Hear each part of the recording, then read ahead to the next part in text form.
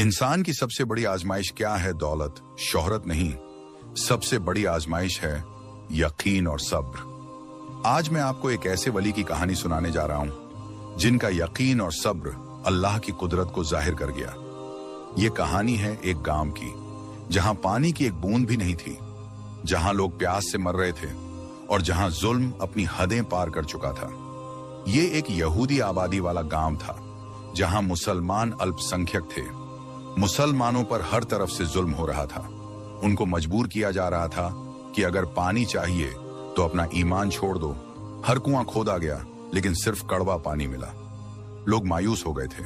फिर इस गांव के सबसे बूढ़े मुसलमान ने अपने रिश्तेदार गांव में एक अजीम बुजुर्ग का जिक्र किया जिन्हें अल्लाह से खास रिश्ता था।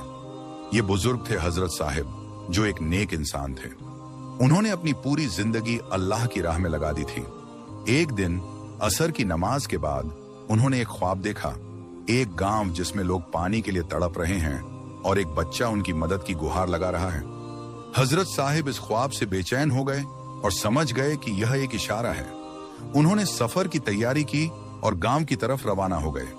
गांव में पहुंचते ही हजरत साहिब ने देखा कि यहाँ का माहौल बहुत खराब था। मुसलमान डर डर कर जी रहे थे। यहूदी सरदार ने साफ कह दिया था, अगर पानी चाहिए तो अपना ईमान छोड़ दो।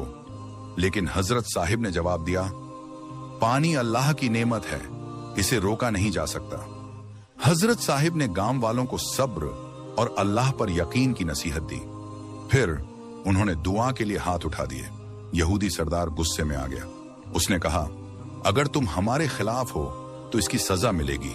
हजरत साहिब को गिरफ्तार कर लिया गया और उन्हें 3 दिन तक बिना खाना पानी कैद में रखा गया। लेकिन हजरत साहिब के सब्र में कोई कमी नहीं आई।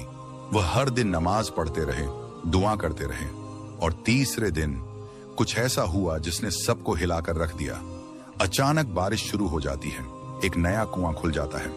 तीसरी रात अचानक गांव में तेज बारिश होने लगी। जो जमीन सालों से बंजर थी वह अचानक हरियाली से भरने लगी।